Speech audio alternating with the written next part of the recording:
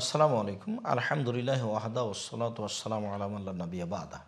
সম্মানিত দর্শক মণ্ডলী, আমাদের অনলাইন আল ইতিসাম টিভিতে একটি গুরুত্বপূর্ণ জিজ্ঞাসা করা হয়েছে, আর তা হচ্ছে পুরুষের জন্য লাল ও হলুদ রঙের কাপড়, টুপি ও পাগড়ি পরিধানের বিধান কী? জিজ্ঞাসাটি হাবিবুল ইসলাম, শিবগঞ্জ, বগুড়া। সম্মানিত দর্শক মণ্ডলী, মহিলাদের পোশাকের রঙের ব্যাপারে কোনো হিসাব নেই।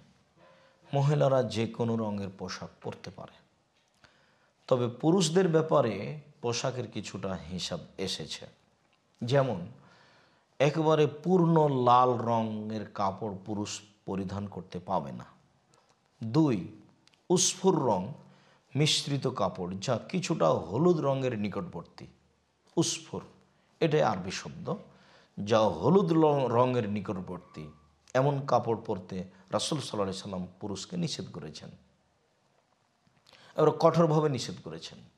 3, জাফরান রং মিশ্রিত। তোর মধ্যে লাল রঙের বিষয়ে প্রাধান্যপ্রাপ্ত হুকুম হলো যে লাল রং যদি হলুদ একবারে স্পষ্ট লাল রং হয় তাহলে রাসূল সাল্লাল্লাহু আলাইহি সাল্লাম কঠিনভাবে না করেছেন, আর যদি স্পষ্ট হলুদ হয় তাহলে রাসূল সাল্লাল্লাহু আলাইহি সাল্লাম কঠিনভাবে নিষেধ করেছেন।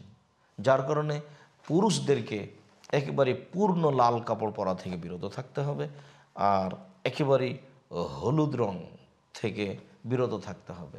এই বিষয়টি মহিলাদের ব্যাপারে নয়। রাসূল সাল্লাল্লাহু আলাইহি সাল্লাম তো কথা বলেছেন যে অনেক সময় আপনার উস্ফুর ও হলুদ রং কাছাকাছি এরকম রঙের কাপড় পরে রাসূল সাল্লাল্লাহু আলাইহি সাল্লামের সামনে আসলে তিনি তার থেকে দৃষ্টি সরিয়ে নিলেন। আর একবার বলেছেন, এই কাপড় তুমি খুলে ফেলে অন্য কাপড় পরিধান করো। অর্থাৎ আমরা আপনাদের সামনে বলতে চাচ্ছি যে পুরুষেরা লাল রঙের কাপড় পরা থেকে এবং হলুদ রঙের কাপড় পরা থেকে বিরত থাকবে। যদিও রাসূল সাল্লাল্লাহু আলাইহি সাল্লামের শেষ সময়ে একটি লাল রঙের জামা ছিল, যা পরে তিনি জনগণের সাথে আগন্তকের সাথে সাক্ষাৎ করতেন, তা হুবহু পূর্ণ লাল ছিল না। সম্মানিত দর্শক মণ্ডলী, আশা যে আমরা স্পষ্ট বুঝতে পেরেছি যে মহিলারা যে কোনো রং পরিধান করতে পারে, তবে পুরুষ লাল রং এবং হলুদ রং থেকে বেঁচে থাকবে। আল্লাহ আমাদেরকে এই বিষয়ে বুঝে আমল করার তৌফিক দান করুক। আল্লাহুম্মা আমিন। আল্লাহু আ'লাম বিশ-শাওয়াব। ওয়া সাল্লাল্লাহু আলা নবী ওয়া সাল্লাম। আসসালামু আলাইকুম।